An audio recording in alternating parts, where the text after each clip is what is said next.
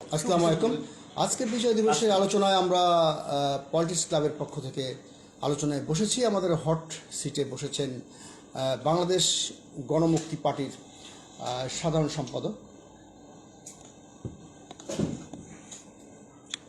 এবং জাস্টিস পার্টির চেয়ারম্যান। আপনাদেরকে তাদের পরিচয়টা আপনাদের কাছে দিয়ে দেব।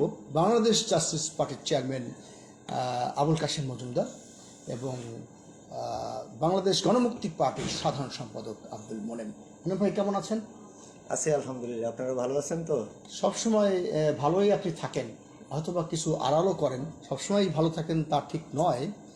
আর আবুল কাশেম মজুমদার, আপনি কেমন আছেন? আপনাদের দোয়া, আল্লাহর রহমতে আলহামদুলিল্লাহ। শুধু আমাদের দোয়া, আপনাদের দোয়া, দেশ দোষের। আজকে আলোচনার টপিকটাই হচ্ছে রাজনীতি, সমসাময়িক রাজনীতি, সেই সাথে বিজয় দিবসের বিষয় থাকবেই। তো আমাদের সামনে আরও আছেন গণ অধিকার পরিষদের শিপন ভাই এবং সেই সাথে সৈয়দ মোখলেসুর রহমান আছেন বাংলাদেশ উন্নয়ন পার্টির, উনি জুরি বোর্ডের সদস্য, পলিটিক্স ক্লাব এবং উন্নয়ন পার্টির সভাপতি। তো এই আলোচনা আসলে আলোচনার ক্ষেত্রে আমাদের অনেক ব্যাপক আগ্রহ রয়ে গেছে, কারণ আমাদের আবুল কাশেম মজুমদার সাহেব উনি বাংলাদেশ জাস্টিস পার্টির সভাপতি। বাংলাদেশকে জাস্টিস কিছু আছে, আপনি কি মনে করেন? তাড়াতাড়ি বলেন, জাস্টিস কি আছে, মানে আপনি কি দেখতে পাচ্ছেন? আসলে স্বাধীনতার পর থেকে পর্যন্ত এই এই আমার ব্যক্তির, আমার নিজস্ব বয়সের যখন জানি বুঝি, ছাত্র জীবন, কর্মজীবন, বিভিন্ন অঙ্গন থেকে যাই দেখলাম, জানলাম। আচ্ছা আচ্ছা, এসব থেকে মানুষ বঞ্চিত বিদায় আমি আচ্ছা আচ্ছা জাস্টিস নামে পার্টি আচ্ছা চিন্তা করেছি। আচ্ছা আচ্ছা, তাহলে মানুষের অধিকারের চিন্তা করেছেন জাস্টিসকে আছে কিনা আদৌ? সেই জন্যই তো বললাম, যদি এই মানুষ, অসহায় মানুষ কোটাং কিনে গিয়ে, নিরীহ মানুষ কোটাং কিনে গিয়ে, অফিস আদালতে গিয়ে তার ব্যক্তিগত অধিকারে, রাষ্ট্রীয় অধিকারে, পারিবারিক অধিকারে, হাসপাতাল থেকে শুরু করে শিক্ষা অঙ্গনে সব জায়গা থেকে মানুষ বঞ্চিত বিদায়। আচ্ছা আচ্ছা, আমি বাংলাদেশ জাস্টিস নামে পার্টি, যেটা সংক্ষেপে বিজেপি, আচ্ছা আচ্ছা, এই পার্টির আমি সূচনা করলাম। এই কারণে আপনার কাছে আমার প্রশ্ন ছিল, বাংলাদেশে আসলে কোনো বিচার আছে কিনা? আপনি তো সেজন্যই করেছেন জাস্টিস পার্টি। সেজন্যই করছি যে আসলে মানুষ বঞ্চিত, মানুষ বঞ্চিত। বাঙালি জাতি। বাংলাদেশে কি ভোট ব্যবস্থা চালু আছে নাকি? এই ভোটের অধিকার, ব্যক্তিগত অধিকার, নারীর অধিকার, শিশু অধিকার এবং মানব অধিকার, সকল অধিকার থেকে মানুষ বঞ্চিত মানুষ। মানে ভোট আপনি করেছিলেন? ভোট যখন ভোটার হলাম তখন থেকে ঠিক মতন ভোট। এবার কি ভোটে দাঁড়িয়েছে? এবং 24-এ আমি নির্বাচনেও সেখানে গিয়েছিলাম। আমি গিয়ে দেখলাম ইনজাস্টিস। কি বলবেন আব্দুল মোনেম ভাই? উনি ভোটে দাঁড়িয়ে বলছেন যে ইনজাস্টিস। দেখেছেন যে এখানে আসলে ভোট, গোটা দেশটাই যেখানে নাকি ইনজাস্টিসের মধ্যে, যেখানে জাস্টিস নামে অস্তিত্ব নাই, সেখানে উনি ভোট করতে গিয়েছেন এবং যার অধীনে ভোট করতে গিয়েছেন, বিশেষ করে শেখ হাসিনার অধীনে। শেখ হাসিনা, উনি হয়তোবা বলবেন যে ওনারা বুঝতে পারেন নাই এরকম নির্বাচন করবেন। আরও কিছু রাজনৈতিক দলের নেতারাও এরকম কথাটা বলেছিলেন যে এরকম নির্বাচন করবেন, ওনারা বুঝতে পারেন নাই। যদি বুঝতে না পারেন তাহলে বলবো ওনাদের রাজনীতি করাটাই সম্পূর্ণ বৃথা, রাজনীতি করাই তাদের উচিত নয়। অর্থাৎ 14, 18, 24 এই যে 3টা নির্বাচন, এটা তো কোনো নির্বাচন নয়। এবং এই যে 24-এ যে নির্বাচনটা করা হইলো, পাতানো নির্বাচন, এই ব্যবস্থাটা তো 2 বছর যাবতই এই ব্যবস্থাটা চলছে, এই প্রক্রিয়াটা চলমান ছিল যে একটা পাতানো নির্বাচন আবার উনি করবেন, শেখ হাসিনা করবেন, আবার গায়ের জোরে ক্ষমতায় থাকবেন।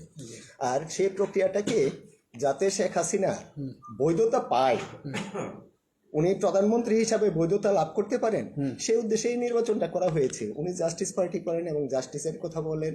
আর যদি নাকি জাস্টিসের বিষয়টাই থাকে, শেখ হাসিনার মতো একজন এরকম প্রতারক, মিথ্যাবাদী, জুৎসুর, অসভ্য মহিলার অধীনে একটা নির্বাচনে যাওয়া যায় না। যদি উনি জাস্টিসের চিন্তা করেন, জাস্টিসের চিন্তা জেনে করতে শুনেই গেলে- গেল নাকি না হ্যাঁ, জেনে? জেনে শুনে অবশ্যই বিশেষ কোনো সুযোগ সুবিধা হয়তো বা ওনারা পেয়েছেন, বিভিন্ন দলগুলি তো পেয়েছে, যেরকম বিএনএম পেয়েছে, সুপ্রিম পার্টি পেয়েছে, তৃণমূল বিএনপি পেয়েছে, ওনারাও হয়তো বা বাংলাদেশ কংগ্রেস পেয়েছে, ওনারাও হয়তো বা সেরকম কোনো সুযোগ সুবিধার চিন্তা থেকে গিয়েছে। আপনি কি সুযোগ পেয়েছেন নাকি ভাই? আসলে আমি বাস্তবে দেশ জাতির পক্ষে ভালো চিন্তা করে গিয়েছিলাম, দেখি আচ্ছা আচ্ছা, যে নির্বাচনটা কি হয়। জি মূলত সেই তৃণমূল থেকে শুরু করে কেন্দ্র পর্যন্ত সকল জায়গায় মানুষের প্রতি ইনজাস্টিস করেছে, জুলুম করেছে। আচ্ছা শেখ হাসিনা শুধু নয়, তার বাহিনী এবং আওয়ামী বাহিনী মিলে। আচ্ছা, কারণ মানুষকে ভোট থেকে শুরু করে মানুষের জমি দখল, মানুষের অফিস দখল, মানুষের সম্পদ দখল, জি নারীর প্রতি কেলেঙ্কারি এবং ভোটের মাঝে মানুষ হত্যা হয়, আচ্ছা আচ্ছা, রক্তপাত হয়, হ্যাঁ। এই জিনিসগুলো হাসিনা এর মাধ্যমে আমরা দেখতে পেরেছি ভোটে দাঁড়ানোর পরে দেখছেন না আগেই দেখছেন?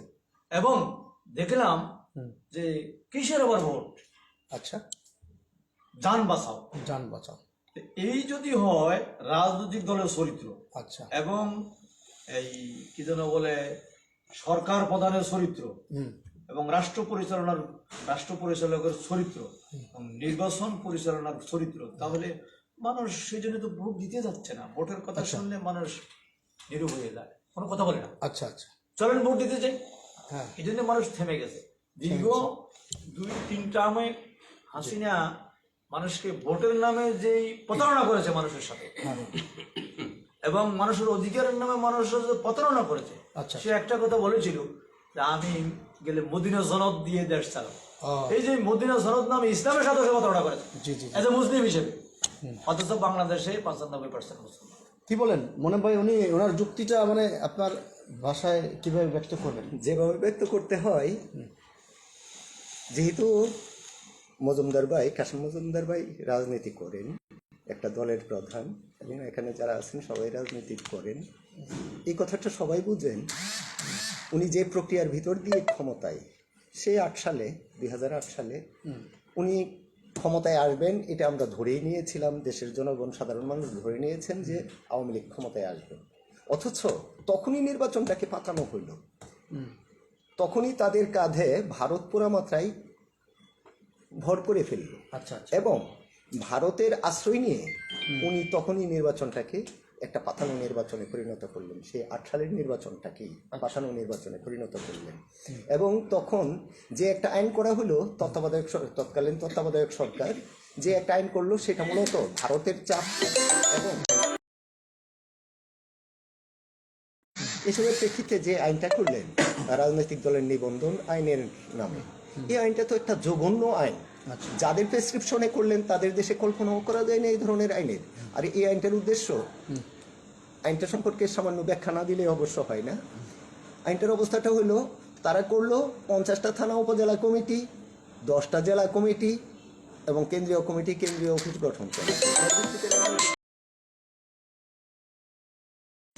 জি, শেখ হাসিনা ক্ষমতায় আসার পরই প্রথম অধিবেশনে উনি যে কাজটা করলেন কি, আগে যেখানে 10টা জেলা কমিটি ছিল, সেখানে 1/3 জেলা কমিটি অর্থাৎ 21টা জেলা কমিটি, আচ্ছা, তারপরে 100 থানা উপজেলা কমিটি এবং প্রত্যেক থানা উপজেলায় 200 করে সদস্য, এরকম একটা বাধ্যবাধকতা আনলেন, অর্থাৎ 20,000 সদস্য।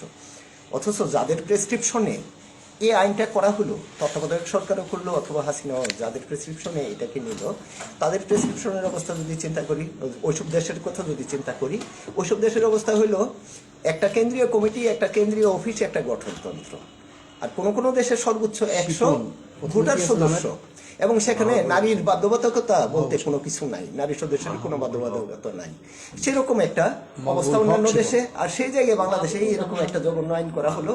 এই আইনের উদ্দেশ্যটাই হলো মূলত দেশটাকে রাজনীতি শূন্য করা, রাজনীতি শূন্য করার যে প্রেক্ষাপট তৈরি করতে হয়, সেটার জন্য এই আইন নতুন করে কোনো দল গঠন হইতে দিবে না, এবং যারা যেসব দল পুরাতন আছে সেসব দলগুলিকে আস্তে আস্তে মাইনাস করে দেওয়া।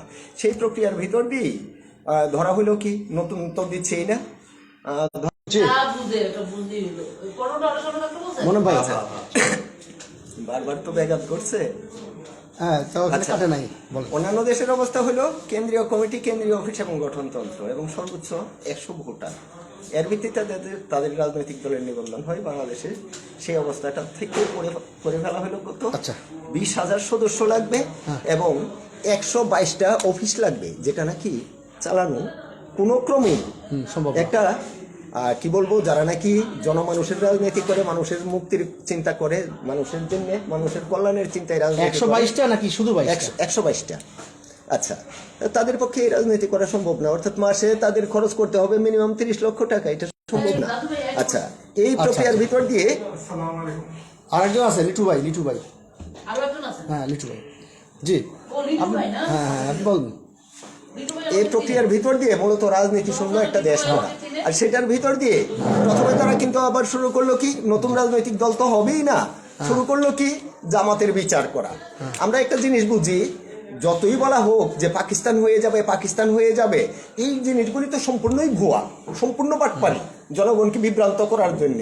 পাকিস্তান হওয়ার তো কোনো সুযোগ এটা নাই। আচ্ছা আচ্ছা আচ্ছা, এটা হইতে পারে কি, হ্যাঁ, এখন নতুন করে যেটা হইতে পারে, এটা ভারতের অন্তর্ভুক্ত হইতে পারে, ভারতের অঙ্গরাজ্য হইতে পারে, সেই সম্ভাবনাগুলি কিন্তু আমরা উড়িয়ে দিতে পারি না। আচ্ছা। আর যদি নাকি ভারত যেভাবে চিন্তা করে, অখণ্ড ভারতের চিন্তা করে, অখণ্ড ভারতের যে ম্যাপ তাদের সংসদ ভবনের সামনে লাগানো হয়েছে, এই যে অবস্থা, এই অবস্থাগুলিতে ভবিষ্যতে যদি নাকি কোনোদিন ভারত বাংলাদেশের উপর আক্রমণ চালায়, বাংলাদেশকে দখল করতে চায়, যারা নাকি সবচেয়ে বেশি অগ্রগামী ভূমিকা রাখবে, বুকের রক্ত দিয়ে যারা নাকি প্রতিহত করবে, সেই সবচেয়ে বড় দলটা হলো জামাত।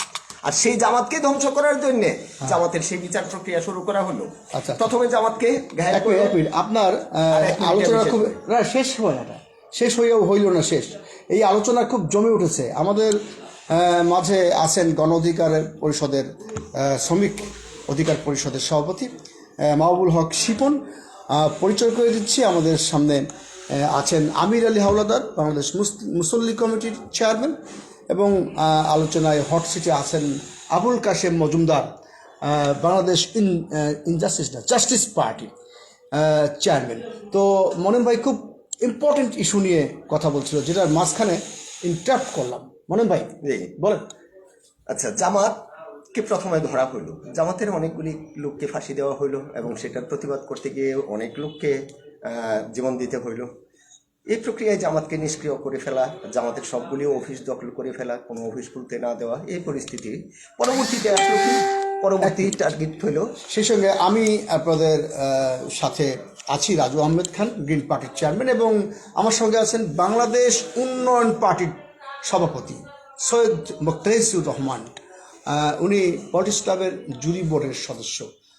আলোচনা খুবই জমে উঠেছে, মাঝখানে ইন্টারাপ্ট করতে হচ্ছে, কারণ আমার দর্শকদের সঙ্গে সবাইকে পরিচয় করে দেওয়ার একটা দায়িত্ব রয়ে গেছে। মনেন ভাই বলেন। আচ্ছা, পরবর্তী ধাপটা হইল বিএনপিকে ধরা।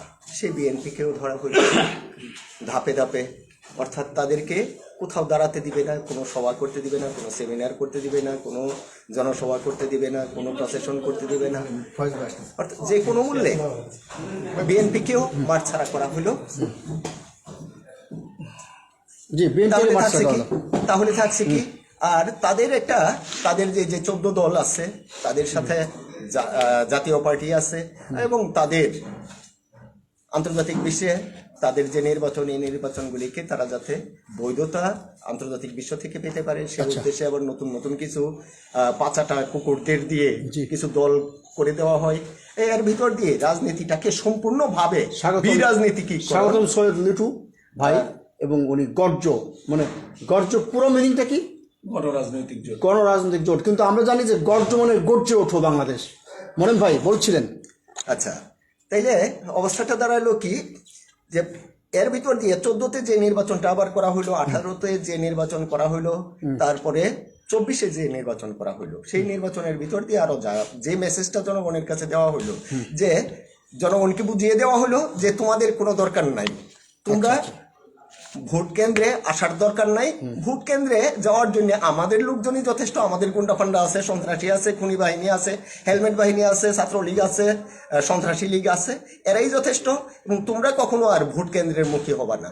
অর্থাৎ ভোট কেন্দ্র মুখী যাতে জনগণ না হয়, ভোটের প্রতি যাতে মানুষের কোনো শ্রদ্ধা না থাকে, রাজনীতির প্রতি যাতে কোনো শ্রদ্ধা না থাকে, সেই ব্যবস্থাটাই আওয়ামী লীগ কায়েম করতে চেয়েছে এবং সেটার অংশীদার হয়েছেন আপনারা যারা নাকি ভোটে অংশ নিয়েছেন। আচ্ছা আচ্ছা, এই ব্যাপারে আমি কাশেম মজুমদার ভাইয়ের কাছে আসব। উনি একটা মহতী উদ্যোগ নিয়ে নির্বাচনে গিয়েছিলেন, ওনার রাজনৈতিক দলের নিবন্ধনের একটা ব্যাপার ছিল, তো আমাদের সাথে যোগ দিয়েছেন গণ অধিকার পরিষদ, মানে তাদের শ্রমিক সংগঠন শ্রমিক অধিকার পরিষদের সভাপতি মাহবুবুল হক শিপন ভাই। মাহবুবুল হক শিপন ভাই, আপনাকে অনেক মানে উজ্জীবিত লাগছে, কারণ কি?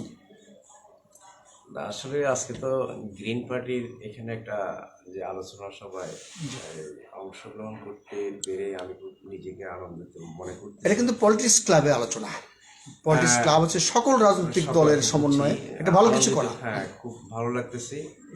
এই কারণে হয়তো আমাকে আপনি এরকম আচ্ছা ভাবতেছেন আর কি।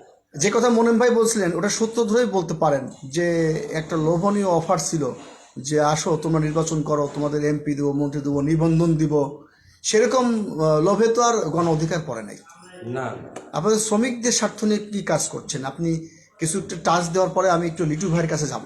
হ্যাঁ, আসলে এই বিষয়টা ওনারা যে আলোচনাটা করছে, আসলে রাষ্ট্রটা হচ্ছে একটা কল্যাণমুখী এবং মানবিক সেবার জন্যই এই ভারত উপমহাদেশের রাষ্ট্রগুলো গঠন করেছে এই ব্রিটিশরা।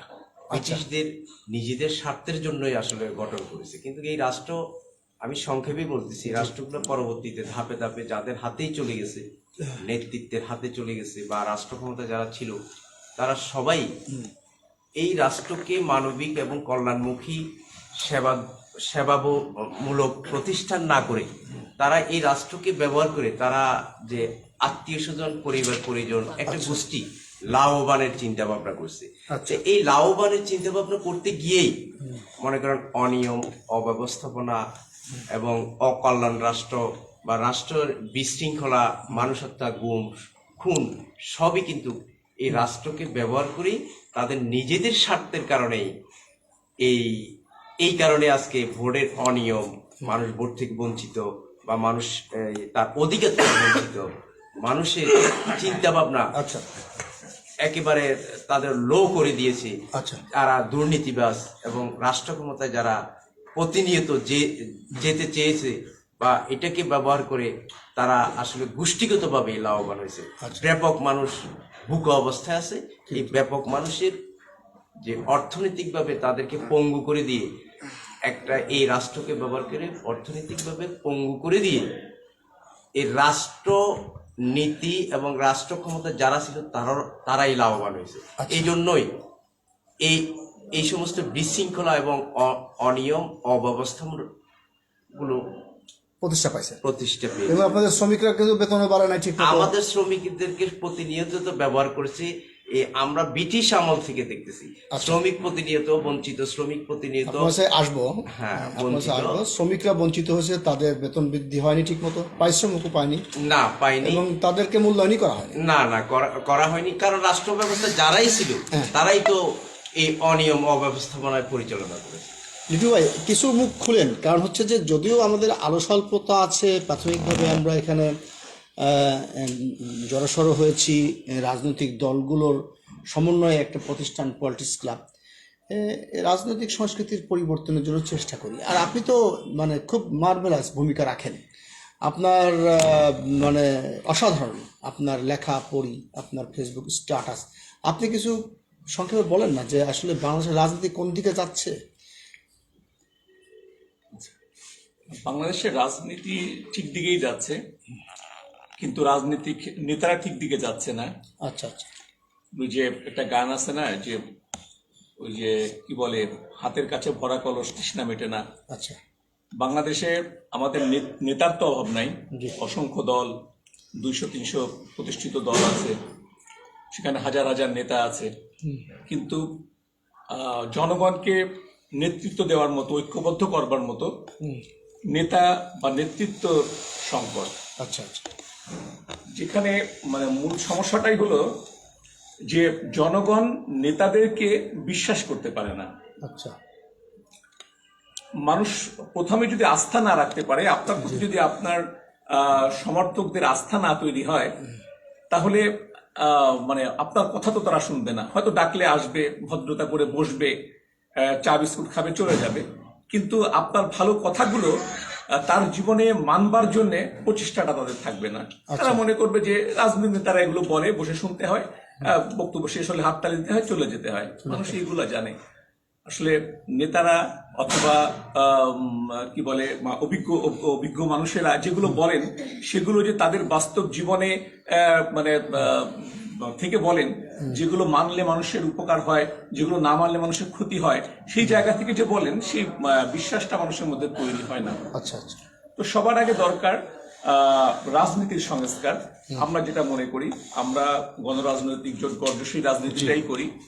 আমরা বলা যায় রাজনীতি নিয়েই রাজনীতিটা করি মূলত। কারণ রাজনৈতিক দলগুলোর মধ্যে আস্থা তৈরি করা, সেটাই হচ্ছে এখন সবচাইতে বেশি জরুরি কাজ। অর্থাৎ রাজনীতিবিদ এবং রাজনৈতিক দলগুলোর প্রতি মানুষের আস্থা তৈরি করা।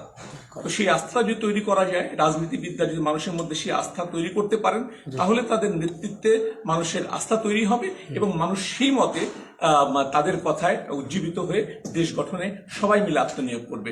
সম্মিলিত আত্মনিয়োগ করা ছাড়া একটা রাষ্ট্র গঠন আসলে সম্ভব না। মানে রাজনীতির কোনো দোষ নেই, রাজনীতিবিদদের পলিসির ব্যাপার। তা তো বটেই, তা তো বটেই। আপনাকে অসংখ্য ধন্যবাদ আমির আলী হাওলাদার ভাই। আপনাকে কিছুদিন আগে আপনি অসুস্থ ছিলেন, হাসপাতালে ভর্তি ছিলেন, তো এখন শরীরের অবস্থা কি? আলহামদুলিল্লাহ, পুরো দেশবাসীর দোয়ার উসিলায় আল্লাহ পাকের রহমতে এখান থেকে বেঁচে আছি। কারণ বলে আপনারা জানেন যে এখানে প্লাটুন 1000 নেমে আসছিল। জি, এই 1000 প্লাটুনে মানুষ প্লাটুন নাম্বার 1000 চলে আসছিল। যাই হোক, আল্লাহ পাকের রহমত, সবার দোয়ায় ওই বহুদিন পরে আজকে আপনি এতে আসলাম। আচ্ছা, কারণ ঘটনা হলো যে আসলে আমরা যারা রাজনীতি করি, আমরা সামাজিক কার্যক্রম যারা করি, আসলে আমাদের মূলে আমাদের পেট নীতি, আমরা পেটের জন্য আমরা চিলাচিলি করতেছি। আসলে যে বাংলাদেশে যে 18 কোটি বা 7 কোটি বা 20 কোটি লোক আছে, জি, এদের যে মানব অধিকার যে জিনিসটা আছে, আচ্ছা আচ্ছা আচ্ছা, সেখান থেকে আমাদেরকে বঞ্চিত করা হয়েছে। সেই বঞ্চিতরা করা হয়েছে কে? আবার পিছন থেকে একটু যেতে হবে। সেটা হলো যে 47-এ যখন আধিপত্য নিয়ে ভাগ হলো, এই দেশ কিন্তু 47-এ কিন্তু কারবার হয়ে গেছে। আচ্ছা আচ্ছা আচ্ছা আচ্ছা, কারণ তার বছরে আমাদের ঐতিহাসিক একটা কমিউনাল রাষ্ট্র, জি, আমি বলবো কমিউনাল রাষ্ট্র, এই কমিউনাল রাষ্ট্র তারা দীর্ঘ 53 বছর এই তাদের স্বার্থ হাসিলের জন্য এই আমাদের এই বাংলাদেশের কিছু বুর্জোয়া, কিছু রাজনীতিবিদ, কিছু পেট পূজারি, এদেরকে এই 53 বছর তাদেরকে এই ভারত এক জায়গায় তাদেরকে করছে। আচ্ছা, এটার ভিতরে কিছু আর্মির লোক আছে, কিছুই আছে, এটি হলো দেশের দুশ্মন। এই দেশের দুশ্মনদের সাথে ভারত আচ্ছা আন্ডারগ্রাউন্ডে এদেরকে সামনে রেখে রেখে পিছন দিয়ে তারা ব্যাট পিটাইছে। যেমন মনে করেন যে শেখ মুজিবকে, আসলে শেখ মুজিব দেশ স্বাধীন চায় নাই। শেখ মুজিব কাকতালীয়ভাবে এদেশের দেশ স্বাধীন হয়েছে। কারণ সবচেয়ে বড় যে জিনিসটা হলো পাকিস্তানকে ভাঙার জন্য এবং ভারতের আধিপত্য ঠিক রাখার জন্য মূলত তারা এসে আমাদের এখানে পিঠা ভাগ করতে এসে। ও আচ্ছা আচ্ছা আচ্ছা, হ্যাঁ, ভারত আসছে কিন্তু আমাদের এখানে পিঠা ভাগ করতে। কারণ হলো 71-এ যখন দেশ স্বাধীন হলো, এই দেশ স্বাধীন হওয়ার পরে ভারত আমার দেশের থেকে, উনি আমার দেশের পার্শ্ববর্তী রাষ্ট্র, উনি আমাদের কাছে উনি আমাদেরকে উপকার করতে আইছেন। উপকার করতে কি উপকার করতে আইছেন? দেশ স্বাধীনের পরে দেখা যায় যে আমার অর্ডিন্যান্স ফ্যাক্টরি লুট করছে। আচ্ছা, আমার দেশের যত সম্পদ আছে সমস্ত সম্পদগুলি ওনারা লুট করে নিয়েছে এবং দীর্ঘ 53 বছর এই ভারত হ্যাঁ বাংলাদেশের অর্থে হ্যাঁ 50% ভারত চলতো আমাদের বাংলাদেশের টাকায়।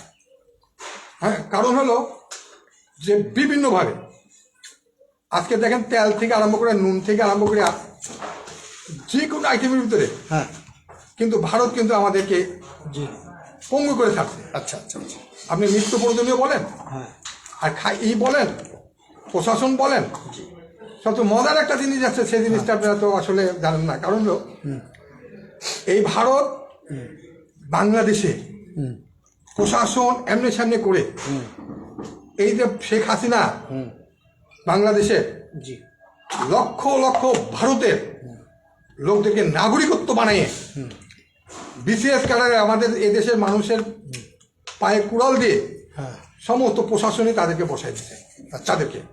কারণ সেটা চিরস্থায়ী বন্দোবস্ত করছিল যে ভারতে আমরা চিরস্থায়ী হিসাবে এই বাংলাদেশকে একটা জুলিবিহীন এবং এই বাংলাদেশের কাঠামো, এরা তো ব্যাপারই আছে বাংলাদেশের কাঠামোকে আমরা ভারতের কাঠামো, বলুন না।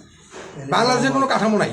হ্যাঁ সংগঠন নারী নেতৃত্ব হ্যাঁ বাংলাদেশের বল যত রাজনীতিবিদ আছে, ঠান্ডা যত পেশাজীবী আছে, যত প্রশাসনিক কর্মকর্তা আছেন, স্বাস্থ্য বলেন, শিক্ষা বলেন, আমাদের এভরিথিং যা কিছু আছে সব কিছু 53 বছরই কিন্তু ভারত কিন্তু আমাদের এই 12টা বাজছে। তার অর্থ হলো দুইটা জিনিস দিয়ে তারা আমাদেরকে কাবু করেছে। আচ্ছা আচ্ছা দুইটা জিনিস কাবু কি? একটা করছে এদেশের যত আলেম ওলামা আছে আচ্ছা তাদেরকে একটা মৌলবাদীর কাতারে রাখছে, আর এদেশে পাকিস্তানি বলে রাজাকার করে জি। জামাত ইসলাম একটা সাইড করছে। এর অর্থ হলো এদেশে আমার দেশে যারা মেইন যারা ভারত বিরোধী যে সমস্ত লোকগুলি আছে হ্যাঁ তাদেরকে মেধাশূন্য করার জন্য 53 বছর তারা একটা পলিসি করেছে। আচ্ছা আচ্ছা যে পলিসির এজেন্ট হইল গা হ্যাঁ, ভারতের এজেন্ট হইল গা শেখ মুজিব ছিল। পরে আপনারা জানেন যে 72-এ কত কাহিনী। আচ্ছা আপনার কাছে আবার আসবো, আপনার কথা যতই শুনি ততই ভালো লাগে। কারণ কি আমি মনে করি যে এটা একাডেমিক আলোচনা অবশ্যই দরকার। তো আপনার কাছে আবার আসবো। মাঝখানে আমরা আটকে ছিলাম একটা আলোচনায়, সেটা হচ্ছে আবুল কাশেম মজুমদার, হ্যাঁ, উনি জাস্টিস পার্টির চেয়ারম্যান। উনি আপনার দলের ইম্পর্টেন্সই কিন্তু অনেক, কারণ বাংলাদেশের বিচারহীনতাটাই বেশি। তো সেই আলোচনা আপনার সঙ্গে শুনছিলাম। তো আপনার কাছে কিন্তু এখন আসবো, তার আগে একজন নারী নেত্রীর কথা শুনে নিই, এলিজা রহমান। এলিজা রহমান, আপনি কেমন আছেন?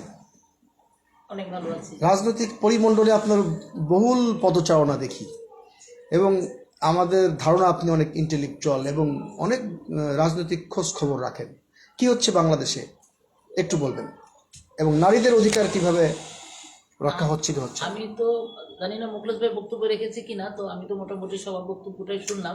মুখলেস ভাই বলবেন। হ্যাঁ দেখ, আমি বিশেষ করে মানে এই আমাদের শিপন ভাইয়ের কথা মানে যেটা যদি বলতে চাই, তো এইরকম অনেকে আছে যে মাঠে ময়দানে এই স্বৈরাচার, পতিত স্বৈরাচার, ভাই যদি আপনার ভিডিওটা আসে ঠিক আছে, পতিত স্বৈরাচার মানে যে শেখ হাসিনা ওনার যে সময়টা, এই সময়তে তারা মাঠে ময়দানে আমরাও প্রোগ্রাম করেছি বা অনেক ধরনের মিছিল মিটিং বা অনেক কর্মসূচিতে অংশগ্রহণ করেছি, কিন্তু তারা সম্ভবত তারা অনেকেই ঠিকমতো ঘরেও যেতে পারেনি। এবং তাদের খাওয়া দাওয়া, তাদের আনুষঙ্গিক অনেক মানে তাদের দৈনন্দিন কার্যক্রম ব্যাহত হয়েছে, কারণ তাদের মাথায় অনেক ধরনের মানে প্রেশার ছিল, বা আরও মানে আইনশৃঙ্খলা বাহিনীর কোনো প্রেশার ছিল। তো সেগুলি মাথায় নিয়ে তারা যেভাবে মানে দেশের কথা চিন্তা করে দেশপ্রেমে উদ্বুদ্ধ হয়ে বা রাজনৈতিক মতাদর্শের কারণে তারা যে এই ভূমিকাটা রেখেছে, এটাকে আমি প্রথমে সাধুবাদ জানাই। কারণ আমি নিজেও এইগুলি সচক্ষে পর্যবেক্ষণ করেছি এবং অন্যান্যদের কাছে শেয়ার করেছি যে রাজনীতি করতে হলে আসলে এইভাবেই রাজনীতিটা করতে হবে।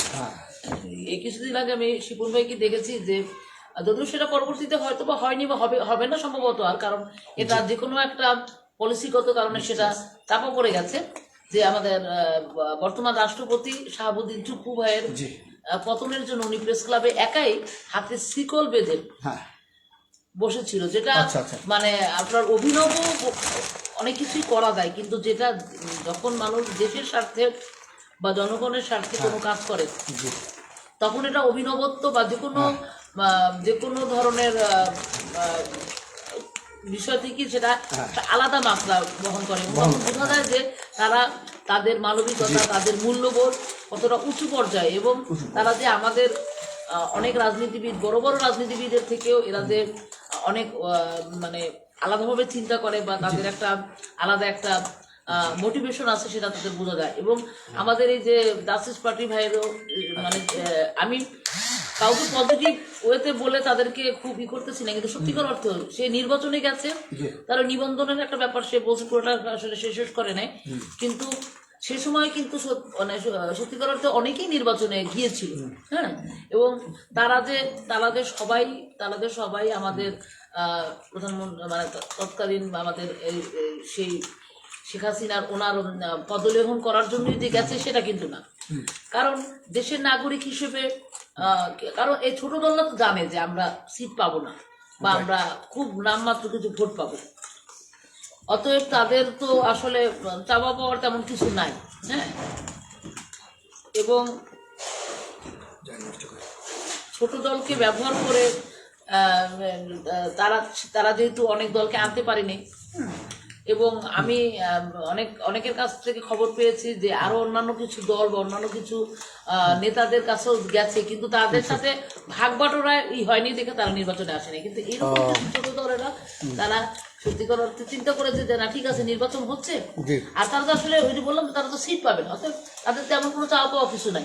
হ্যাঁ, আবুল কাশেম মজুমদার না তাদেরটা তারা একমত কেন বলবে, তারা তো বলবে যে একমত, কিন্তু আমি তো তাদের এই জিনিসটাকে সত্যতা যাচাই করলাম, তারা এটাই বিষয়টা হয়েছে এবং পুরোপুরি যারা দুই একটা দল ছাড়া, আমি সবারটা বলবো না এবং তাদের নামও আমি বলার দরকার নাই যেহেতু তারা এখন উপস্থিত না, কিন্তু একটা নাম হয়তো বলা যায়, বলতে কোনো অসুবিধা নাই, সে আমাদের অত্যন্ত শ্রদ্ধেয় বড় ভাই, এবং এটা নামটা হয়তো বলা যায়, এটা তো চলে যাবে নিউজটা, তাও বলতে পারি, যেমন বাংলাদেশ কংগ্রেস ডাকমার্কা এই নির্বাচনটা হয়েছে এবং সেই অ্যাডভোকেট ইয়ারুল সাহেব পরবর্তীতে আরো কিছু কার্যক্রমে অংশগ্রহণ করেছে, রাজু ভাই অংশগ্রহণ করেছে এবং সে অত্যন্ত শ্রদ্ধেয় মানুষ, কিন্তু কেন কি কারণে কোন প্রলোভনে সে যে মানে সে বা তার দল কেন নির্বাচনে গেল? হ্যাঁ, কারণ ওনারাও যদিও এককভাবে বিষয়টা হয় না, ওনাদের তো দল আছে, কিন্তু তারপরও আপনার এই ইসেরা আপনার বাংলাদেশ কংগ্রেস তারা নিজেরা তো গিয়েছি, সাথে করে আপনার কয়েকটা দল মানে অনেক দল বলতে কি অসংখ্য দল নিয়ে, এবং যারা ধরেন হয়তোবা যাদের মানসিক মানে পুরোপুরি তারা সুস্থ কিনা এরকম লোকের কাছেও তারা আপনার ফর্ম বিক্রি করেছে এবং তারা আপনার তাদেরকে নির্বাচনে মুখী করেছে এবং আমাদের জাতীয় প্রেস ক্লাবকে তারা ব্যবহার করেছে। এই কারণে এটা আমি মনে করি যে হয়তো তার কোনো সিদ্ধান্তহীনতা ছিল বা ভুল কোনো সিদ্ধান্ত ছিল, তো সে কিন্তু তারপরেও পরবর্তী প্রোগ্রামে আমি ওনাকে দেখেছি, অ্যাডভোকেট ইয়ারুল সাহেব প্রোগ্রামে এসেছে। আমি মনে করি যে কারণ এটা তো আসলে স্বচ্ছ প্রমাণ, কারণ একটা প্রেস ক্লাবে এরকম করে অনেকগুলি দল নিয়ে যখন যায় তখন তো তারা জিনিসটাকে বাণিজ্য করার জন্যই গিয়েছে। তবে মনে হয় যে রাজনীতিতে এই ধরনের দল বা এই ধরনের মতের লোক করতে গিয়েছে। হ্যাঁ, কারণ আমি মানে আমার তো খুবই দুঃখ লেগেছে যে সে এরকম ভালো একজন মানুষ। আমি মানে অনেক সময় আমাদের হাবিব ভাই আছে বা দুই একজনের কাছে আমি দুই সময় বলতাম যে বলে কি যে না আসলে, কিন্তু অথচ তাদের কিন্তু ক্লোজ কিছু কিছু মানুষ কিন্তু তাদের ধারে কাছেও যায় না। আমি যে হাবিব ভাইয়ের নামটা বললাম, এরকম কিছু কিছু লোক যায় না, কারণ তারা তো এটার মানে এটার চিন্তাই ভাবনাই করে না। হ্যাঁ, যেটা বিশেষ হ্যাঁ নাগরিক ভাবনা না। ও আমি মাঝখানে মোনাম ভাইয়ের একটু আমি শেষ করছি, আপনি মোনা তার কাছে যাবেন।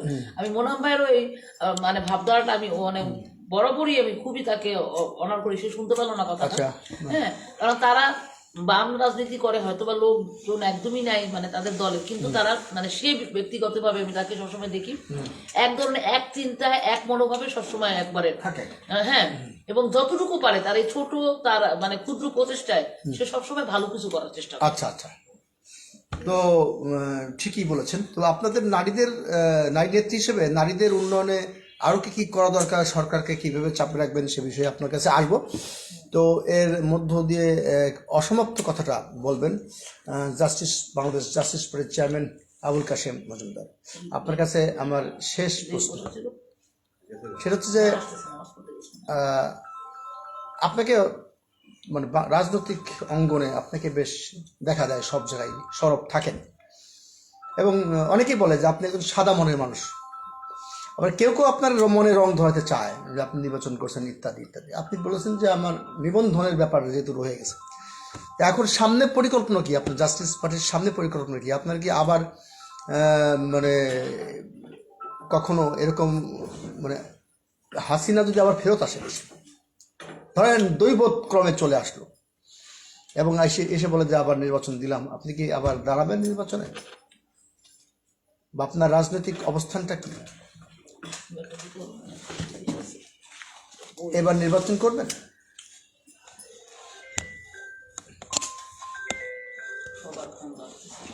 এই ফাঁকে আপনি ফোন ধরেন, এই ফাঁকে আমি মজলিস আমির আলী হাওলাদার ভাইয়ের কাছে আবার আসবো। হাওলাদার ভাই, এই যে আমরা পলিটিক্স ক্লাবের মাধ্যমে সবগুলো রাজনৈতিক দলগুলোর সঙ্গে আলাপচারিতা করি, মানে মত বিনিময়ের চেষ্টা করি। আগে আপনি বলেন যে পলিটিক্স ক্লাব সম্পর্কে আপনার ধারণা কি, আপনার পরামর্শ কি? ব্যাপার হলো, তারপরে আপনার কথা শুনে কিন্তু আমি সৈয়দ মুখলেস ভাইয়ের কাছে যাবো। সৈয়দ মুখলেসুর রহমান পলিটিক্স ক্লাবের জুরি বোর্ডের সদস্য এবং বাংলাদেশ উন্নয়ন পার্টির চেয়ারম্যান।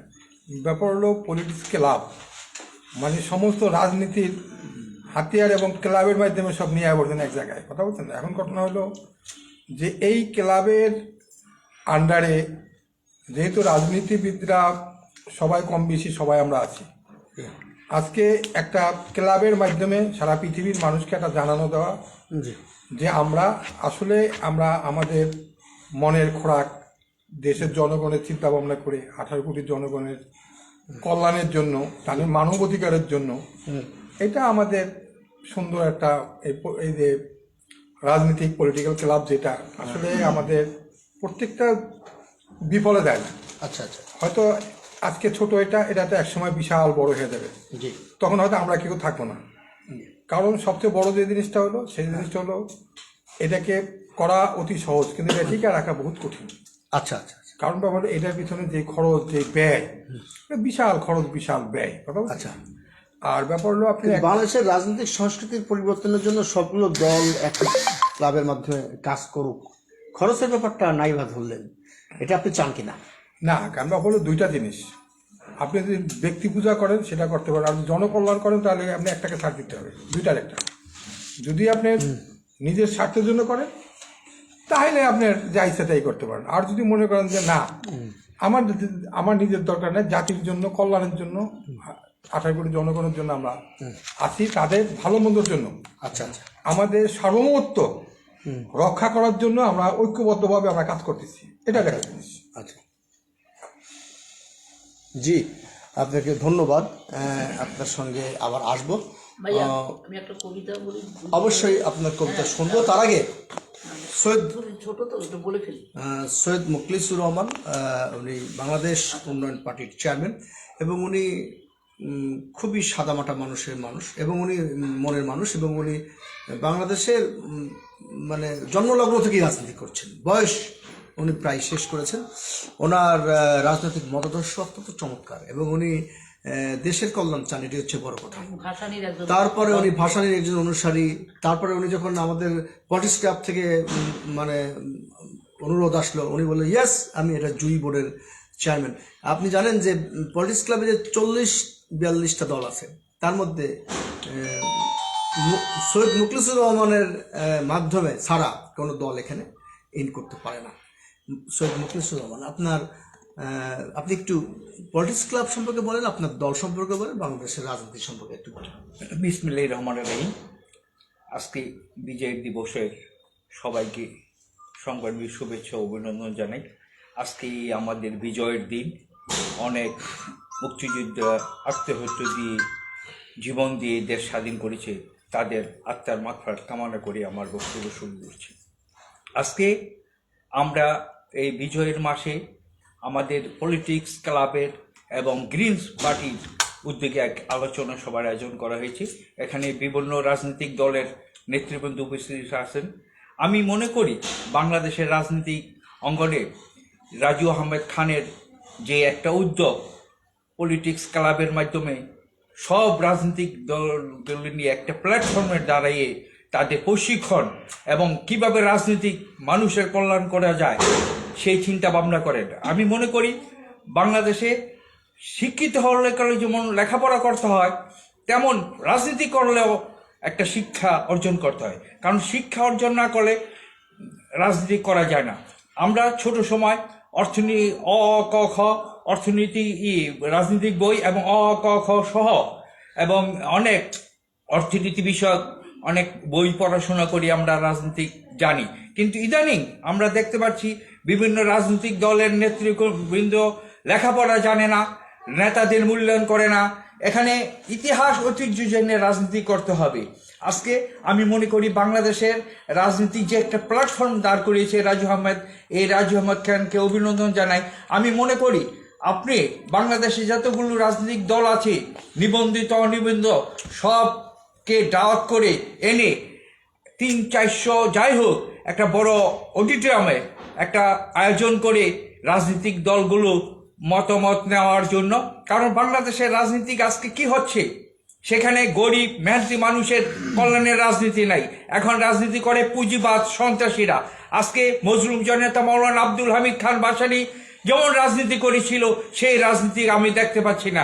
আমি রাজু আহমদ খানকে অভিনন্দন জানাই যে তিনি একটা ভালো উদ্যোগ নিয়েছেন পলিটিক্স খেলা করে।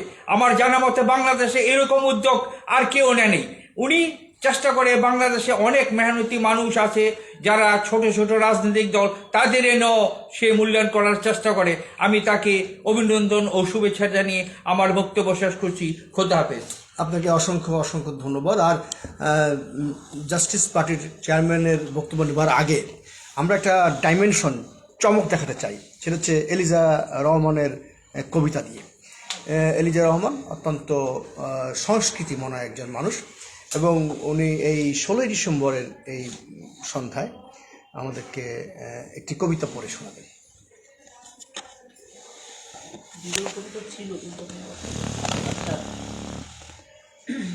আজকে বিজয় দিবসের এই প্রাককালে যেটা আসলে শুরুতেই বলা উচিত ছিল, তো তখন বলা হয়নি। যে আজকে যেহেতু ভাইয়া বললো রাজু আহমেদ খান যে গ্রিন পার্টিটা না উল্লেখ করার জন্য, যেহেতু গ্রিন পার্টি উল্লেখ করবেন, গ্রিন পার্টির আয়োজনে হচ্ছে, টকশোটা হচ্ছে পলিটিক্স ক্লাব। হ্যাঁ, গ্রিন পার্টির আয়োজনে পলিটিক্স ক্লাবের উদ্যোগে আপনার আমাদের বিশিষ্ট রাজনীতিবিদ এবং তিনিও কবি রাজু আহমেদ খান ভাই, যিনি অত্যন্ত জনদরদী এবং সবার সাথে অত্যন্ত একটা ভালো সখ্যতা ওনার রয়েছে। এবং সেটার কারণেই আজকে আমাদের এই বিজয় দিবসের এই আলোচনা সভার অনুষ্ঠানে আমাদের জাস্টিস পার্টির আবুল কাশেম মজুমদার ভাই এবং আমাদের ভাসানী, যদিও সে ভাসানী নামে সংগঠন না, উন্নয়ন পার্টি, কিন্তু অত্যন্ত ভাসানীর আমি মনে করি সত্যিকারের একজন ভক্ত এবং সত্যিকারের তার মানে অনুসারী। এবং মানে আমরা তো ভাসানীকে দেখিনি, এবং অনেকেই হয়তো তার রাজনীতি করার পরও দেখিনি, কিন্তু যারা রাজনীতি করে তার মধ্যে উনি অন্যতম। এবং ওনার যে কার্যক্রম, উনি সবসময় মানে ভাসানীকে অনুসরণ করেন। এবং আমাদের গণ অধিকার পরিষদের শ্রমিক সংগঠন শ্রমিক অধিকার পরিষদের মাহবুবুল হক শিপন ভাই এবং আমাদের একজন বড় ভাই আমির আলী, ইসলামী চিন্তাবিদ, এবং আমাদের মুলায়ম ভাই ছিলেন এবং মুসল্লি কমিটির চেয়ারম্যান, এবং আমাদের গণমুক্তি পার্টির আমাদের বাম নেতা মোনেম ভাই, এবং আমাদের লিটু ভাই ছিল, যেটা মানে গর্জ, যে তার পার্টি ছোট করে বললে। তো যাই হোক, এখন আমি বললাম, এবং ভাইয়া আমি সৈয়দ মোখলেস ভাইয়ের কথার সাথে মানে সুর মিলিয়ে বলতে চাই যে আজকে এই বিজয় দিবসের এই প্রাককালে তবে একটা কথা আমি ব্যক্তিগতভাবে বলতে চাচ্ছি। যদিও আমাদের অনেকেরই জন্ম মানে স্বাধীনতার অনেক পরে, কারণ অনেক সময় অনেককে বলা হয় যে তোমার বয়স কত বা আপনার বয়স কত, অনেক সময় একটু আর্টিস করে বলে, কিন্তু যেমন আমরা যারা এই জেনারেশনের, তারা আর্টিস করে আসলে বলার কিছু নেই, কারণ আমরা স্বাধীনতা পরবর্তী প্রজন্ম হই। হ্যাঁ, যে না বয়স একটু 2 বছর কমালাম বা 1 বছর কমালাম বা 3 বছর কমালাম, তো যাই হোক, তো সেইখানে আমি মনে করি যে আমি যেটা একটা ভয় পেয়েছিলাম, যে আশঙ্কাটা ছিল, যদিও 24-এর এই আন্দোলনে আমার পূর্ণ সমর্থন ছিল এবং আমাদের সাথে যারা রয়েছে তাদেরও পূর্ণ সমর্থন ছিল, কিন্তু তারপরেও আমি একটা ভয়ে ছিলাম এবং আমাদের মতো যারা কিছু ভয় ছিল যে আমাদের এই স্বাধীনতার ব্যাপারটা মানে কিছুটা মানে রহিত হয়ে যায় কিনা, যে আসলে বিজয় দিবস, কারণ কিছু কিছু দিবসকে তারা চেঞ্জ করতে করতে না এদিকেই না চলে আসে, স্বাধীনতা দিবস চেঞ্জ করবে, কারণ সংবিধানের ব্যাপারে যেমন কথা বললো, জাতীয় সঙ্গীতের ব্যাপারে কথা বললো, তো ওইগুলি ধরেন চেঞ্জ না করতে পারলেও এটাও একটা তেমন কোনো ব্যাপার ছিল না, কারণ তাদের হাতে, কারণ তারা যেহেতু অনেক কিছু তারা পরিবর্তন করতে চেয়েছিল, তাদের কিছুটা অনেক সময় তাদের মন মতো হয়ে যাচ্ছিল, কারণ কোনটা কার আইডিওলজিতে লাগে, কারণ যদি স্বাধীনতা যুদ্ধে তো আমাদের আপামর জনসাধারণই অংশগ্রহণ করেছে, এখানে তো কারো ব্যক্তিকেন্দ্রিক কোনো কিছু ছিল না, এবং এটা সবসময়ের জন্যই বলা যায়, এবং আমি আওয়ামী লীগ আমলে অনেক মিটিংয়েই বলেছি, আমি তখনও ভয় পাইনি যে এটা একক কারো ইসে না, মানে দাবিদার না, এবং যেটা আমাদের এটা আমি দুই কথাই শেষ করে দিবার কথা বলবো না, কারণ এটা এখন আলোচনার বিষয় না, যেটা আমাদের এই যে সাবেক বিচারপতি ছিল যে সিনহা সাহেব, তিনিও তার রায়তে লিখেছিলেন যে একক কারো কথায় হয়নি, এবং এটা তখন এটা নিয়ে কোনো অনেক আন্দোলন হয়েছিল এবং তাকে সরিয়ে দেওয়া হয়েছিল। তো কিন্তু মানে সত্যিকার অর্থে যে দলই অংশগ্রহণ করুক, আমাদের আপামর জনসাধারণের মুক্তির আন্দোলন ছিল এই মুক্তিযুদ্ধ, এবং এটা আমরা বিজয় দিবসটা এই এত কিছুর পরেও আমরা পালন করতে পারছি, এবং আমাদের শহীদ বিজয় দিবসও মোটামুটিভাবে পালন হয়েছে। তো আমার আশঙ্কা ভুল প্রমাণিত হয়েছে। তো যাই হোক, আমি আজকে বিজয়ের একটা কবিতা আবৃত্তি করতে চেয়েছিলাম, আছে আমার কাছে, তারপর আমি একটি প্রেমের কবিতাই আবৃত্তি করছি, কারণ কবিতাটা ছোট, কবিতাটা বড়, বলতে সময় লাগবে। তো কবিতাটার শিরোনাম হচ্ছে সুপ্রভাত, আমার নিজের লেখা। যৌবনের দীপ্ত তারুণ্য, সময়ের গৌরবময় অহংকার, স্বপ্নের পৃথিবীতে ডানা মেলে যাবে না তো আমাকে ফেলে,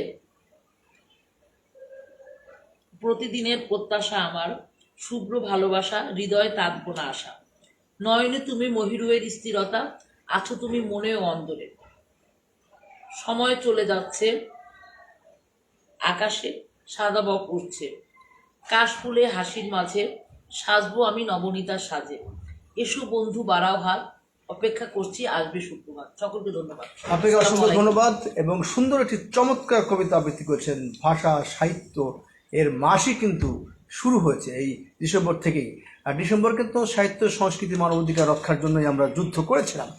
আবুল কাশেম মজুমদার ভাই পলিটিক্স ক্লাবে তো জয়েন করলেন, বললেন যে হ্যাঁ পলিটিক্স ক্লাবের সঙ্গে থাকবো এবং সকল রাজনৈতিক দলগুলোর মধ্যে উৎকর্ষ সাধন করার জন্য, রাজনৈতিক দলের মান উন্নয়নের জন্য কাজ করতে চান, এবং সেই সাথে আপনার জাস্টিস পার্টি, বাংলাদেশ জাস্টিস পার্টিকে যাতে এমনভাবে প্রোগ্রাম সেট করবেন যাতে বাংলাদেশে সত্যি বিচার বহির্ভূত হত্যাকাণ্ড না হয় বা বিচারহীনতার রাজনীতি না থাকে, এগুলো তো আপনি বললেন। এই আলোচনার ফাঁকে ফাঁকে মিষ্টি এবং টোস্ট, মিষ্টি টোস্ট খাওয়ার মানে রসগোল্লা এবং মিষ্টি টোস্ট খাওয়ার ফাঁকে ফাঁকে বললেন। আপনি এক কথায় বলবেন, আপনার বক্তব্য শেষে আমির আলী হাওলাদার ভাইয়ের কাছে যাব, আপনি এক কথা বলবেন যে আয়োজনটি কি পলিটিক্স ক্লাব প্লাস গ্রিন পার্টির আয়োজনে এই পলিটিক্স ক্লাবের আলোচনা আপনার কাছে কেমন লেগেছে, এবং আপনার শেষ বক্তব্য কি জাতির উদ্দেশ্যে? আসলে গ্রিন পার্টি চেয়ারম্যান রাজুল খান এবং পলিটিক্স ক্লাবের প্রধান সমন্বয়ক প্রধান সমন্বয়ক আজকে আপনার এই অফিসে এসে ভালোই লাগলো, এবং আপনার আপ্যায়ন, আজকের এই উপস্থাপনা, অনেক রাজনৈতিক নেতৃবৃন্দ এখানে ছিলেন। তো একটা জিনিস, কথাটা এইভাবে যে বাংলাদেশের রাজনীতিতে রাজনৈতিক দল নিবন্ধন ও নিবন্ধন বাতিল, আবার জামাতে ইসলাম ও ভারত, আচ্ছা, এবং মানুষের অধিকার। রাজনৈতিক দল নিবন্ধনের ব্যাপারটা নিয়ে এটা 100% নির্বাচন কমিশনের এখতিয়ার, যেহেতু নির্বাচন কমিশনের কিছু রুলস রয়েছে, একটা রাজনৈতিক দল কীভাবে নিবন্ধন হবে আর কোন শর্তে বাতিল হবে। তো আওয়ামী লীগ এই জিনিসটা কেন কি জন্য করেছেন এবং যেমন নিবন্ধনের ব্যাপারে যে তথ্যবিদ শর্তগুলো দিয়েছেন, জি এটা বিশ্বের অন্য দেশেও রাজনৈতিক দল আছে, সেখানে আপনি দেখেন, আপনি রাজনৈতিক দল নিবন্ধনের যে শর্তগুলো, এটা কেন্দ্রীয় কমিটি, এটা কেন্দ্রীয় অফিস, একটা গঠন। এরপরেও আওয়ামী লীগ তথা বড় রাজনৈতিক দলগুলো কেন এই কাজটা করলেন? এর উদ্দেশ্য হচ্ছে আমাদের দেশে যে রাজনীতি হয়, সে রাজনীতিতে যদি টাকা আয়ের পথ না থাকতো, তাহলে এদেশে রাজনীতি করতো যদি 10 লাখ দিয়ে খুঁজে মানুষকে খুঁজে পাওয়া যেত। আচ্ছা আচ্ছা আজকে দেখেন বিএনপি এবং আওয়ামী লীগ, জি আওয়ামী লীগ এ ফাঁসিস্ট দল আজকে জালেম সরকারকে উৎখাতের পরে এখন দেশে যে চাঁদাবাজি হয়, কারা করে?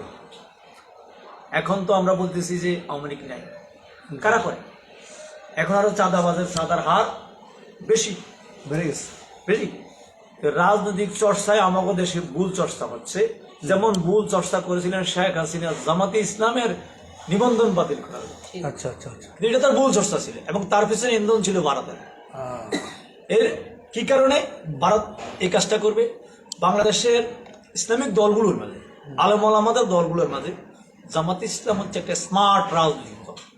তারা তাদের একবারে অত্যন্ত অঞ্চল থেকে কেন্দ্র পর্যন্ত তাদের কমিটিগুলো স্ট্রং, তাদের দলের যে দায়িত্বশীলগুলো এরা ভালো ভালো শিক্ষিত ফ্যামিলির, আচ্ছা আচ্ছা এবং তাদের অ্যাক্টিভিটিসগুলো তারা শুধু রাজনীতি করে না, তারা আপনার মানুষকে কাছে- আপনার কাছে- পারিবারিকভাবে, আপনার কাছে আমাদের প্রশ্ন ছিল- সামাজিকভাবে, রাষ্ট্রীয়ভাবে, ব্যক্তিগতভাবে একটা মানুষকে দেওয়া হবে। আবুল কাসেম মজুমদার, আপনার কাছে আমাদের প্রশ্ন ছিল যে আপনার ভবিষ্যৎ পরিকল্পনা কি, কিভাবে রাজনৈতিক দলটাকে আপনি আসুন আমার ঝেড়ে সাজাবেন। জাস্টিস পার্টি নিয়ে কথা বলতে চাই। জাস্টিস পার্টি, দ্যাট মিনস ইনসাফ। এই সমাজে ইনসাফ বা জাস্টিসের অভাবের কারণে আচ্ছা আজকের এই রাজনৈতিক অঙ্গনে অশান্তি, আজকে পারিবারিক অশান্তি, সমাজে অশান্তি, 2 ভাই 2 দল করে, ভাইয়ে ভাইয়ে গন্ডগোল, একই দলে একই ভাই আরেক ভাইকে মারে। আচ্ছা কেন? সে তো একই আদর্শ দল করে, কারণ এখানে সত্য চর্চা নাই। তো জাস্টিস তথা ইনসাফ প্রতিষ্ঠা যদি হতো দীর্ঘ 53 বছরে বাংলাদেশে এই সমাজে এবং রাষ্ট্রে মানুষের মাঝে মানুষের কোনো অধিকার এই রাজনৈতিক দলগুলো মানুষকে দিতে পারে নাই। আজকে দেখেন আমরা কেন একে বলছি, কি যেন বলে, প্রফেসর ডক্টর ইউনূস সাহেবকে বলছে যে সংস্কার করো, কারণ 53 বছর আমরা এই যাদেরকে ক্ষমতা দিয়েছি তারা আমাদের ব্যক্তি, পরিবার, সমাজে এত হিংসাত্মক পরিবেশ তৈরি করছে, এত এত ইনজাস্টিসমূলক আচরণ। আপনি মেধার কোনো দাম নাই, ব্যক্তির মর্যাদা নাই, সিনিয়র জুনিয়রের কোনো মর্যাদা নাই। এই ক্ষেত্রে এই রাজনৈতিক দলগুলো দায়ী। সেজন্যে সংস্কার করতে হবে, রাজনৈতিক দলগুলোকে সংস্কার করতে হবে এবং এই যারা ক্ষমতা ছিল আচ্ছা। তাদেরকে আমাদের কাছে আদর্শ সংগঠন হিসেবে তাদের কর্মী দিয়ে, তাদের নেতৃবৃন্দ দিয়ে আমাদেরকে দেখাইতে হবে যে আমরা পিছনে যাই করেছি সব ভুল করেছি, বর্তমানে আমাদের এই অবস্থা। তাহলে আমরা একটা আদর্শ সমাজ, আদর্শ রাষ্ট্র পাইতে পারি। সেজন্য আমরা ডক্টর মোহাম্মদ ইউনূসকে বলছি যে আপনি এখন সংস্কার করুন, এবং যেই ক্ষেত্রে এই মুহূর্তে যারা রাজনীতিতে এসে যারা কি যেন বলে নির্বাচন চাচ্ছেন, তাদের মতলব ওই ফাঁসিস্ট সরকারের মতোই, কারণ সংস্কার ছাড়া এবং রাজনৈতিক অঙ্গনে পরিবর্তন ছাড়া এবং এই দুর্নীতিবাজদেরকে পাকড়া করা ছাড়া আমাদের সমাজে রাস্তা খোলা নাই। আপনি এই সমাজে জাস্টিস কায়েম করার, ইনসাফ বলেন, মানুষের অধিকার বলেন, কোনোটাই কায়েম করার সম্ভব নয়। কারণ আদর্শ সমাজ গঠনের জন্য আদর্শ মানুষ দরকার, আদর্শ রাজনৈতিক দল দরকার। আমাদের হাতে সময় আমি আমার কথা এখানে শেষ করছি। মাগরিবের আজান দিবে। আমি জাস্টিস পার্টি এই জন্য নাম দিয়েছি, মিনিটের মধ্যে শেষ করব। জাস্টিস পার্টি এই জন্য নাম দিয়েছি, এই সমাজে, এই বাংলাদেশে আমার জন্মভূমিতে দীর্ঘ 53 বছর অনেকগুলো রাজনৈতিক দল ক্ষমতা এসেছে, কিন্তু আমার দেশকে, আমার সমাজকে, আমার জাতিকে শান্তিপূর্ণ কোনো পরিবেশ দিতে পারে না। ছাত্রদের মূল্যায়ন দিতে পারে না, সিনিয়র জুনিয়রের মূল্যায়ন দিতে পারে না, মেধার মূল্যায়ন দিতে পারে না, একটা শান্তিপ্রিয় সমাজ ও রাষ্ট্র। সেজন্য আসুন আমরা একটা শান্তিপ্রিয় সমাজ গঠনে ডক্টর মোহাম্মদ ইউনূসকে একটা দীর্ঘ টাইম সময় দিয়ে সমাজ থেকে যে রাজনীতি করে টাকা আয় করবে এটা বন্ধ করতে হবে। এটা বন্ধ করলে 1 নম্বরে অসৎ লোকগুলো সরে যাবে, সৎ লোকগুলোর আগমন হবে। বিশেষ করে জামাত ইসলাম যে উদ্দেশ্যে রাজনীতি করে তাদের জন্য সুবিধা হবে, কারণ ইসলাম হচ্ছে শান্তির একমাত্র হাতিয়ার। সেজন্যই জাস্টিস আর ইনসাফ এবং ইসলাম এগুলো একে অঙ্গ। তো আমি আমার কথা এখানে এতটুকু বলবো। আপনাকে অসংখ্য ধন্যবাদ। আসলে আমরা শান্তিপূর্ণ সমাজ গঠনে একটা জাস্টিস কায়েমে সকল ঐক্যবদ্ধভাবে এই ডক্টর মোহাম্মদ ইউনূস সহযোগিতা করি এবং একটা সংস্কারমূলক সমাজ ও রাষ্ট্র গঠন করি এবং ভালো ইনসাফ ভিত্তিক রাষ্ট্র এবং ন্যায় জাস্টিস কায়েমের রাষ্ট্র তৈরি করি। সকলে ঐক্যবদ্ধ হই, ঐক্যবদ্ধভাবে দেশ এবং জাতির কল্যাণে কাজ করি, বাংলাদেশকে একটি নতুন শান্তিপূর্ণ বাংলাদেশ তৈরি করি। সকলকে এই উদাত্ত আহ্বান জানিয়ে আমার আলোচনা এখানে। আপনার আলোচনা তো আপনি শেষ করবেন না, আপনার আলোচনা শেষ করবো আমরা আরো জানতে চাইতে পারি, এবং আমরা যখন বলবো যে আপনার সঙ্গে সাপ্লিমেন্টারি কোশ্চেন আরেকজন করতেই পারে, তো এটা টকশো আলোচনা। আপনি বলেছেন যে দীর্ঘমেয়াদী সময় দিবেন ডক্টর ইউনূস সাহেবকে, আরেকজন বলবে যে না এত সংস্কারের তোমার দায়িত্ব কে দিছে। আবার রিজিওনা উপদেষ্টা উনি বললেন যে না এত যদি তোমরা সংস্কার করতে পারো তার 53 বছর করো নাই কেন। অনেক প্রশ্ন আপনার কাছে রয়ে গেল, আগামীতে আবার সেটার উত্তর খুঁজতে চেষ্টা করব। আমাদের শ্রমিক অধিকার পরিষদের সভাপতি, আপনার কাছে একটি প্রশ্ন থাকবে, তারপরে আমি চলে যাব আমির আলী হাওলাদার বাংলাদেশ মুসলিম লীগ কমিটির চেয়ারম্যানের কাছে। আপনার কাছে প্রশ্ন, শ্রমিকদের কিছু বেতন মনে হয় বৃদ্ধি হয়েছে না কয়েকদিন আগে? হ্যাঁ, বেতন বৃদ্ধি হয়েছে তো আরো আগেই 12,500 টাকা, আর এখন এটা 17,500 টাকা এখন একটু বাড়াইছে না? বাড়াইছে। আপনি কি সন্তুষ্ট? না, শ্রমিকদের তো আসলে এই ব্যবস্থার ভিতরে শ্রমিকদের শুধু সবসময় শ্রমিকরা আসলে খুব কষ্টে আছে। একটা আমার বেতন রাষ্ট্রে- বৃদ্ধি না, শুধু এসব দ্রব্যমূল্য কমাইতে হবে। হ্যাঁ, একটা রাষ্ট্রের শ্রমিকরা সবচেয়ে বেশি হ্যাঁ, মানে রাষ্ট্রকে টিকিয়ে রাখার জন্য অর্থনীতি যোগান দেয়। আচ্ছা আচ্ছা, সেই যোগানদাতা সেই খুঁটিকে আসলে এই ভণ্ড প্রতারক রাজনীতিবিদরা, সিটিং রাজনীতিবিদরা আচ্ছা এই শ্রমিকদেরকে প্রতিনিয়ত নির্যাতন, ঠকায় আচ্ছা। এবং এদেরকে রাষ্ট্রের ভিতরে খুবই একটা অমানবিক জীবনযাপন করার জন্য তারাই আচ্ছা দায়ী এবং এই চিন্তা ভাবনা করে। তো শ্রমিকরা আসলে সুযোগ আর কোথায় পেল, সুবিধা কোথায় পেল? এই শ্রমিকদের যে 17,500 টাকা যেটা করছে, আসলে এটা দিয়ে শ্রমিকদের কিছু হয় না। কারণ শ্রমিকরা যে উৎপাদন করে পুঁজিপতিদেরকে আজকে পুঁজিপতি বানিয়েছে, কোটিপতিদেরকে আজকে কোটিপতি বানিয়েছে। তো এই শ্রমিকরা তাদের নিজস্ব যে শ্রম দিয়ে এই রাষ্ট্রকে আসলে টিকে রাখছে। শ্রমিকরা যদি শ্রমটা বন্ধ করে দেয়, রাষ্ট্র ভেঙে যাবে। রাষ্ট্র ভেঙে গেলে সব টাউটবাটপাট এখান থেকে চলে যাবে, ধূলিসাৎ হয়ে। এখানে একটা সম্পূরক প্রশ্ন, সেটা হচ্ছে যে আপনি বলছেন যে শ্রমিকদের এই বেতনে তো কিছু হয় না, ধরে নিলাম শ্রমিকদের এই বেতনই থাকবে, কিন্তু দ্রব্যমূল্য যদি কমিয়ে আনা হয়, আরো বেশ কিছু কমিয়ে আনা হয়, তাহলে কি হবে? হ্যাঁ, না, দ্রব্যমূল্য যদি এই অর্ধেকে নিয়ে আসা যায়, যেমন এখন 80 টাকা থেকে 40 টাকাতে নিয়ে আসলে এই বেতন হবে, তাহলে তখন বলবেন যে আরো বাড়ো। না, তখন এই বেতনের শ্রমিকরা সবসময় সন্তুষ্ট থাকে। আচ্ছা, আপনাকে অসংখ্য ধন্যবাদ। এই প্রসঙ্গ নিয়ে আমরা যখন আসলাম, দ্রব্যমূল্যের ঊর্ধ্বগতি, এটাকে কিভাবে কনসাইজ করা যায়, কিভাবে একটু কাটেল করা যায়, কমানো যায়, সরকারকে সেই প্রেশারে তো আপনারা রাখবেনই। দ্রব্যমূল্য নিয়ন্ত্রণে আনতে হলে তো সিন্ডিকেটকে নিয়ন্ত্রণ করতে হবে। অবশ্যই। তো বাংলাদেশ উন্নয়ন করার জন্য যারা দল করছে, উন্নয়ন পার্টি, সৈয়দ মোখলেসুর রহমান, কিভাবে আপনি উন্নয়ন করবেন, এই সিন্ডিকেট ভাঙবেন কিভাবে, একটু সংক্ষেপে বলেন। আমি আমির আলী হাওলাদার বাড়ির কাছে চলে যাব, আর আজকে অনুষ্ঠান এখানে শেষ করবো, একটু পরে মাগরিবের নামাজ। আমি মনে করি সিন্ডিকেটটা বিরাট একটা শক্তি। সিন্ডিকেট ভাঙতে হলে প্রতিটি গ্রাম মহল্লায় একটা কমিটি করতে হবে, যারা এটার মানে দেখাশোনা করবে। কারণ গ্রামগঞ্জে কৃষক, শ্রমিক, মেহনতি মানুষেরাই সেখানে কাজ করে, সেখানেই চাষিরা চাষ করে, ফসল ফলায়, সেখান থেকে এই সিন্ডিকেটরা ক্রয় করে এনেই একটা সিন্ডিকেট করে বাজার নিয়ন্ত্রণ করে। আমি মনে করি বাংলাদেশে প্রতিটি থানায় এই উদ্যোগ নিলে হয়তো জিনিসপত্রের দাম কমবে, মানুষের সুন্দরভাবে চলতে পারবে। আচ্ছা, প্রতিটা থানায় উদ্যোগ নিতে হবে সরকারিভাবে, এবং সেই সাথে আপনার দলের বা আমাদের দলের ঐক্যবদ্ধ প্রচেষ্টায় মনিটরিং সিস্টেম অবশ্যই একটা রাজনৈতিক দলগুলো যদি, কারণ প্রত্যেক জেলায় জেলায় তাদের কমিটি এবং ওয়ার্ড ভিত্তিক কমিটি আছে, আমি মনে করি সব দল যদি আগ্রহ করে এই উদ্যোগটা নেয় আচ্ছা। তাহলে মনে হয় সম্ভব হবে জিনিসপত্রের দাম লাগামহীন বা সিন্ডিকেটকে দমন করা। অবশ্যই গ্রিন পার্টি আপনার সঙ্গে একমত। গ্রিন পার্টির চেয়ারম্যান আমি রাজু আহমেদ খান, এবং সেই সাথে আমরা সবাই মিলে যদি পলিটিক্স ক্লাব, এটা একটা মানে সংঘবদ্ধ প্রচেষ্টার নাম। এখানে কোনো সাদা কালো চোখে দেখার সুযোগ নাই। যে উদ্যোগটা আমরা নিয়েছি, যার জুরি বোর্ডের সদস্য আপনি, যে কোনো রাজনৈতিক দল এই পলিটিক্স ক্লাবে ঢুকতে হলে প্রথমে তো আপনার পছন্দের ব্যাপার থাকবে, যেহেতু আপনি বর্ষিয়ান রাজনীতিবিদ।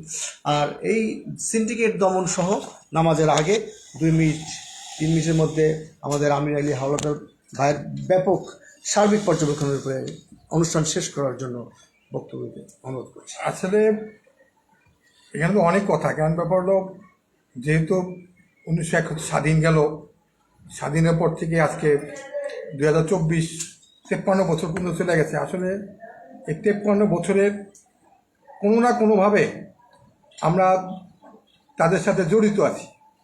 কারণ ঘটনা হলো যে প্রথম আমাদের যে জিনিসটা ছিল সেই কাঠামোটাকে আমাদেরকে নষ্ট হয়ে গেছে। কারণ আপনারা জানেন আজ থেকে আমাদের 1400 বছর আগে আল্লাহ পাক সারা পৃথিবীর 18 কোটি মাখলুকাত এবং মানব জাতিকে চলার জন্য একটা ছোট্ট একটা সংবিধান দিয়েছে, তার নাম হলো কোরআন। এই কোরআনের ভিতরে কিন্তু সব কিছু সমাধান করা আছে। আজকে আমরা বিভিন্নভাবে একটি আপনাকে ইন্টারাপ্ট করে আমি শেষ করব। আজকের আলোচনাটা আপনি শেষ করবেন মনোনয়নের মধ্য দিয়ে, এবং এই মনোনয়নটা হবে হলো এই গ্রিন পার্টি এবং পলিটিক্স ক্লাবের এবং আমাদের অপরাপর রাজনৈতিক দলের উন্নয়নের স্বার্থে আপনি মনোনয়ন করে শেষ করবেন। আপনাকে এই সময় হয়তো ধরে দিতে পারি 2 মিনিট, কারণ মাগরিব নামাজ শুরু। জি বলেন। কারণ হলো যে আজকে আমাদের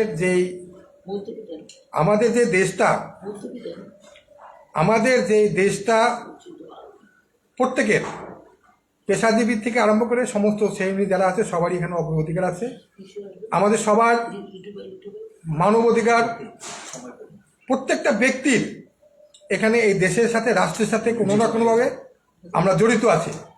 কারণ ব্যাপার হলো যে যখনই আমাদের এই মানবাধিকার, আজ যে দীর্ঘ 53 বছরের মানবাধিকার লঙ্ঘন হচ্ছে, আমাদের এই লঙ্ঘন থেকে আমাদের মুক্তি পেতে হবে,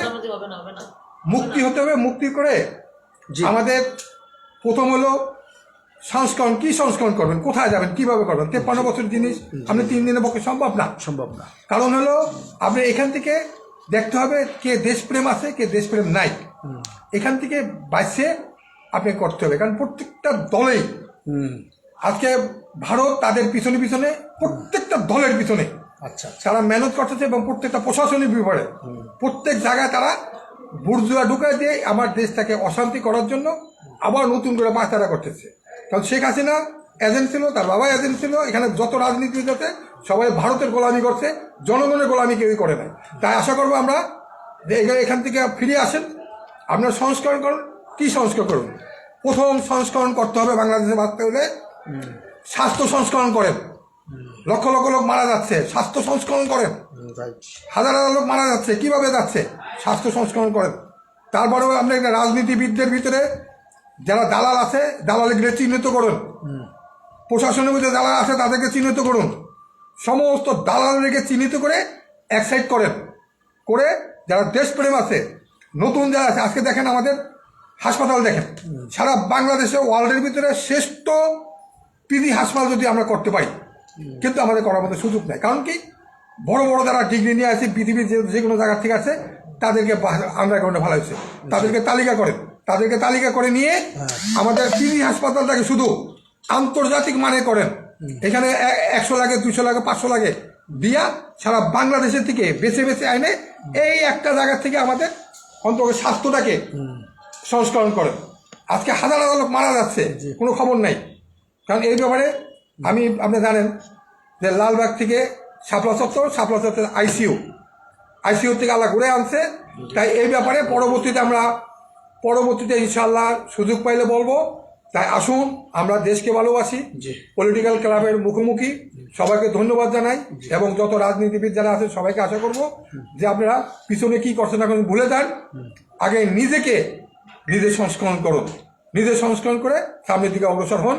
তাই আসুন আমরা দেশ জাতির জন্য দোয়া করি। যারা শহীদ 71 সালে আমার বাবা দাদা অনেক আত্মীয় স্বজন মারা গেছে এবং আমরা যারা চলে গেছে সবার জন্য আমরা দোয়া করি, আল্লাহ যেন তাদেরকে বেহেশত নসিব করে এবং আমরা যারা আছি তারা সঠিকভাবে কাজ করতে পারি। আল্লাহুম্মা আমিন। আল্লাহুম্মা রাব্বানা জালামনা আনফুসানা ওয়া ইন লাম তাগফির লানা ওয়া তারহামনা লানাকুনান্না মিনাল খাসিরিন। ইয়া রাব্বুল আলামিন, মাগরিবের সময় আযান হয়েছে, মাগরিব আযানের সময় আমরা যারা সঠিক পথে সঠিক রাস্তায় যারা সুন্দরভাবে আমরা দেশকে পরিচালনা করার জন্য যারা জনগণের কল্যাণ যারা করবে তাদেরকে তুমি কবুল করে নাও আল্লাহ।